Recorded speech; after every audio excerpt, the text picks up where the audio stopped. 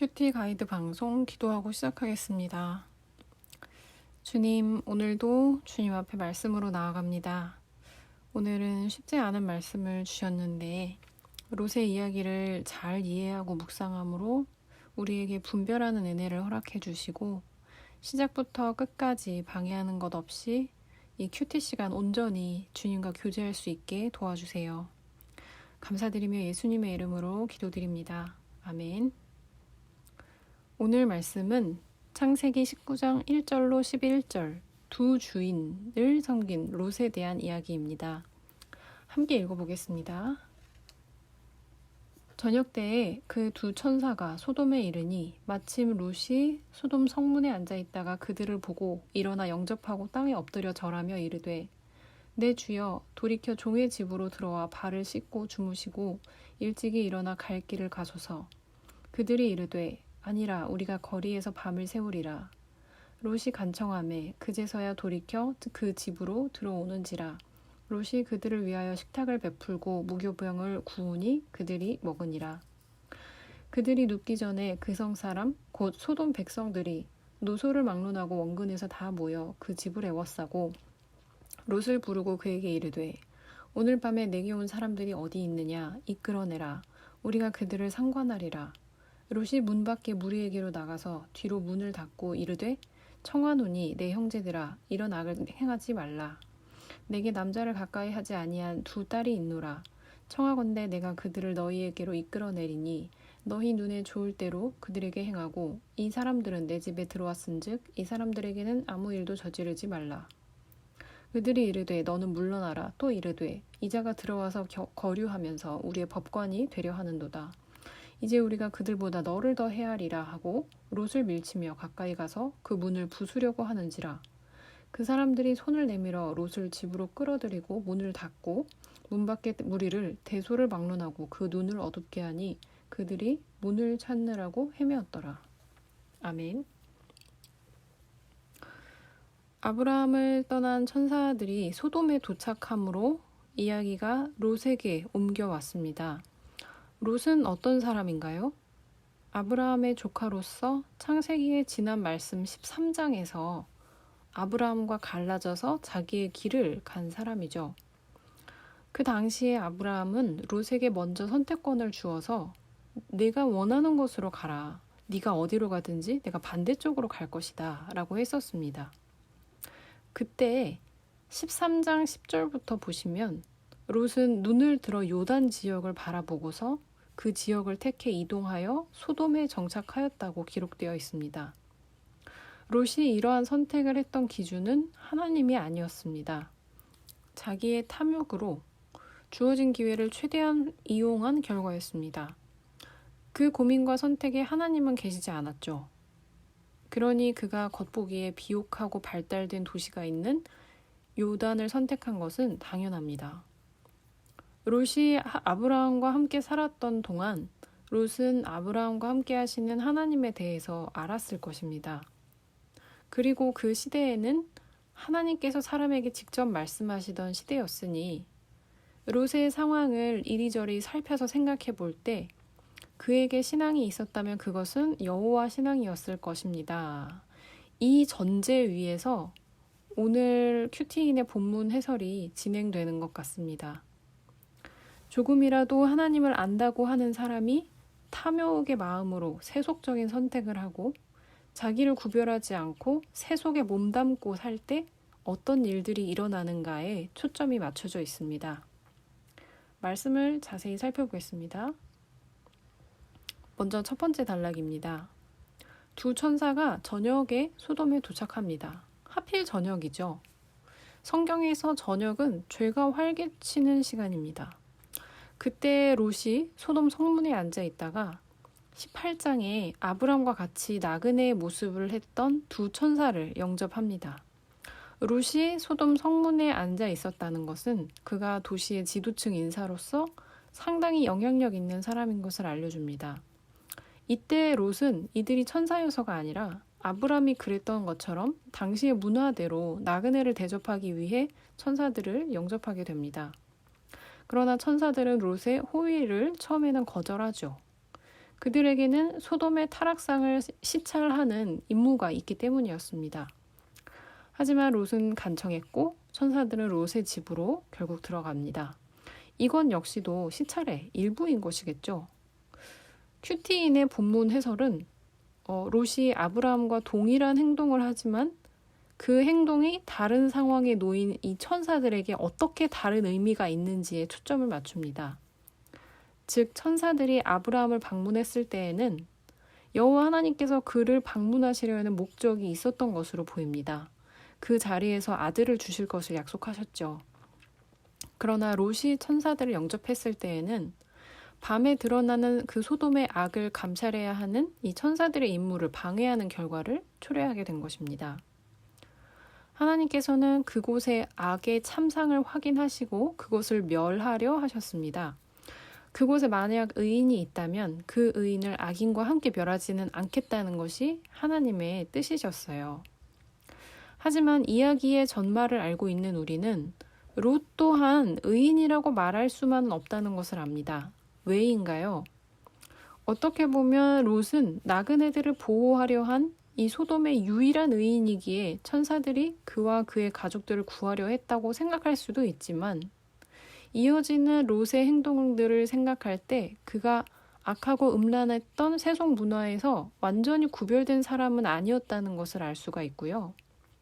무엇보다 19장 29절에서 하나님께서 롯을 구하신 것은 그의 의로움이 아니라 아브라함을 기억하셨기 때문이라고 기록되어 있기 때문입니다.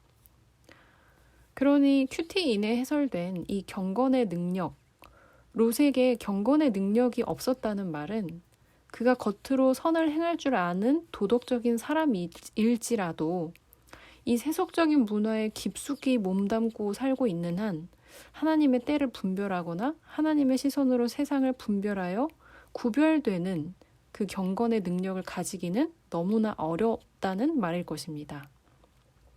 하나님을 알고 하나님의 살아계심이 당연한 세상을 살고 있어도 자기의 탐욕으로 죄악된 환경을 붙든 이 롯의 처지를 보게 하시는 것이 이 오늘 말씀의 묵상의 포인트인 것 같습니다.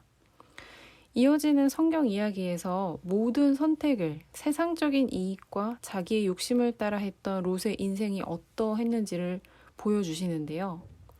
아시다시피 집 앞에 모인 성 사람들로부터 나그네들을 지키기 위해 자기 딸들을 내어주려고 하는 모습, 그리고 사위들과 아내를 잃고 산으로 도망치는 모습, 그리고 소돔의 악한 문화에서 자라온 딸들이 보여주는 부적절한 행동들로 이 롯의 인생 이야기는 끝이 나는 걸 우리가 성경에서 볼 수 있습니다. 여러분, 19장 1절에서 3절 말씀을 다시 읽으시면서 같은 행동이 다른 상황에 놓였을 때 하나님의 천사들에게 그 행동이 어떤 다른 의미를 가지게 되었는지 한번 묵상해 보시길 바랍니다. 하나님께서 멸하고자 하신 그 소돔이라는 땅이 어떤 땅이었는지도 묵상해 보시길 바랍니다.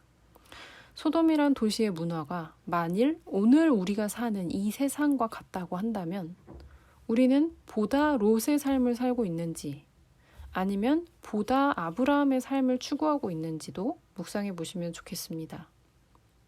그리고 죄악이 가득한 환경에 여러분 자신을 혹시 방치하고 계시지는 않은지도 생각해 보시고 롯의 인생을 가만히 생각할 때 하나님께서 이 말씀을 통해 여러분께 어떤 메시지를 주고자 하시는지도 깊이 묵상해 보시면 좋겠습니다. 두 번째 단락을 보겠습니다. 4절부터 8절 말씀입니다. 롯이 천사들을 영접해서 나그네에게 하듯이 대접을 했는데 잠들기 전에 소돔의 백성들이 노소를 막론하고 원근에서 다 모여서 롯을 부르고 외지인인 그 나그네들을 내놓으라고 요구를 해요. 충격적인 장면이죠. 당시 히브리 문화에서는 나그네 영접하기를 극진하게 하는 것이 문화였는데 너무나 비교되게 가나안 땅인 이 소돔에서는 너무 노골적이고 폭력적으로 나그네를 대하고 있습니다. 정말 진짜 충격적인 것은 롯의 집 앞에 모인 소돔 백성들이 노소를 막론하고 원근에서 다 모였다는 것입니다. 그저 이 장면만 봐도 얼마나 말도 안 되게 부패한 도시인가를 알 수 있는 것이죠. 이들에 대항해서 롯은 문 밖으로 나와 문을 이렇게 잡고 나그네들을 보호하려고 합니다. 그런데 그 방법이 또 기가 막히죠. 이 소돔 백성들을 저지하려는 그 방법이 참 기가 막히죠. 나그네들을 지키기 위해 자기의 처녀 딸 둘을 내어주겠다고 하는 것입니다.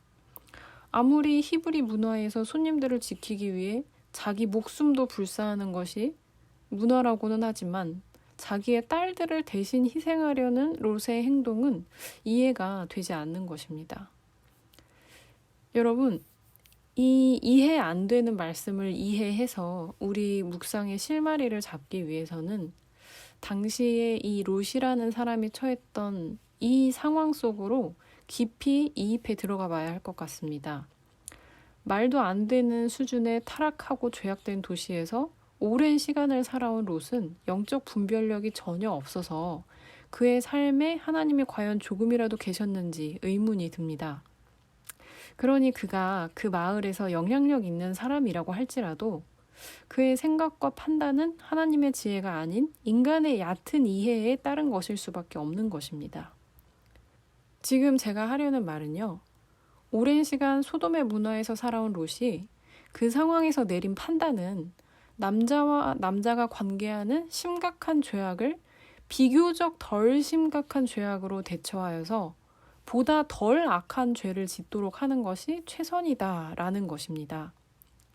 그러나 온전한 사람이라면 모두가 동의할 것입니다. 그것은 똑같이 모두 심각한 죄악이라는 것을요.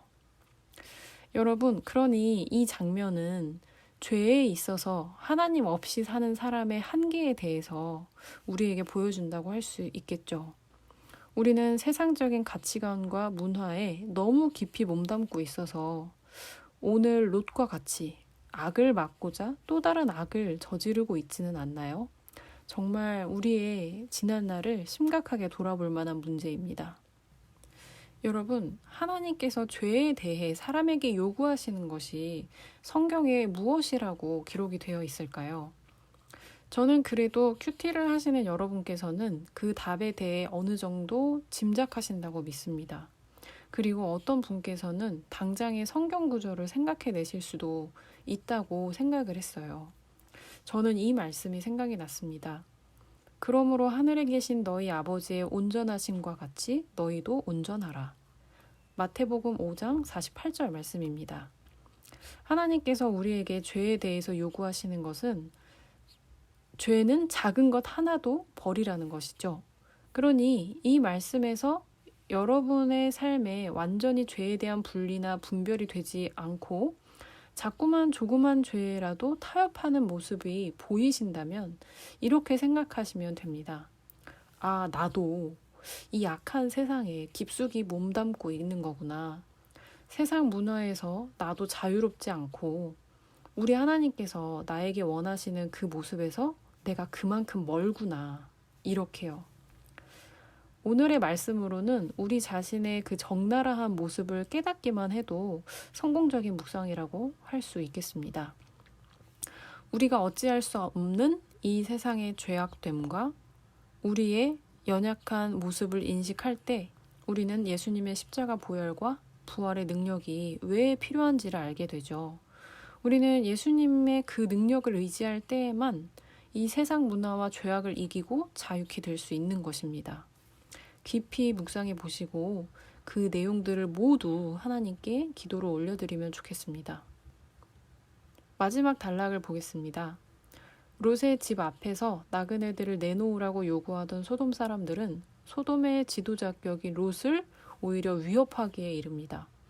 이자가 들어와서 거류하면서 라고 이 사람들이 말하는데 여기서 이자, 롯을 이자라고 표현한 것은 존대하지 않고 위아래 없이 막말을 하는 모양새입니다. 그리고 9절에 소돔 사람들의 말로 보아서 롯은 예전부터 지도자의 위치에서 소돔 사람들의 이 방탕한 행동에 대해 계속해서 지적해온 것으로 보이는데 그 영향력은 미미해 보이죠. 오히려 롯이 화를 당할 것 같자 천사들이 황급히 롯을 집으로 끌어들이고 문을 닫고 문 밖에 무리들의 눈을 어둡게 했다고 합니다. 하나님 없이 이 세상적인 눈으로 롯과 아브라함을 평가한다면 성문에 앉아있던 롯이 물질적으로, 명예적으로, 안정적인 정착된 삶이라는 점에서 더 성공한 인생으로 보일지도 모릅니다. 그러나 하나님께서 기록하신 성경의 말씀을 통해 우리가 믿음의 눈으로 이 사건을 접할 때에는 아브라함과 롯의 그 영적인 차이가 말도 안 되게 분명하게 보이는 것을 여러분께서 오늘 모두 알게 되셨으리라 생각합니다. 하나님만을 주인으로 섬긴 아브라함은 자손 대대로 축복을 받을 인생이 되지만 두 주인을 섬긴 롯은 곧 멸망당할 성읍에서 심판을 기다리는 인생이었다는 것이죠. 여러분, 아브라함과 롯의 인생을 이렇게 갈라버린 그 13장에서의 사건을 생각하며 묵상해 보시면 좋겠습니다. 여러분께서 무언가를 선택하고 결정하는 데 있어서 기준이 되는 것이 무엇인가요? 하나님인가요? 아니면 세상적인 가치들인가요? 혹시 오늘 롯처럼 이 세상이 주는 편안함과 쾌락, 화려함 등을 줬다가 세상에서도 무시를 당한 경험이 있지는 않으신가요? 생각해 보시면 좋겠습니다. 여러분께서는 모두 예수님을 믿음으로 이미 하나님의 백성, 하나님의 자녀들이 되신 분들인데 오늘 말씀을 가지고 묵상하실 때 어떤 삶을 살기를 원하고 여러분의 삶의 환경을 어떻게 구별해낼 수 있을지 실천적인 묵상까지 해보시면 좋을 것 같습니다. 자유롭게 묵상하시고 하나님께 기도 올려드리시길 바랍니다. 그러면 이어질 여러분의 묵상을 위해서 기도해 드리겠습니다.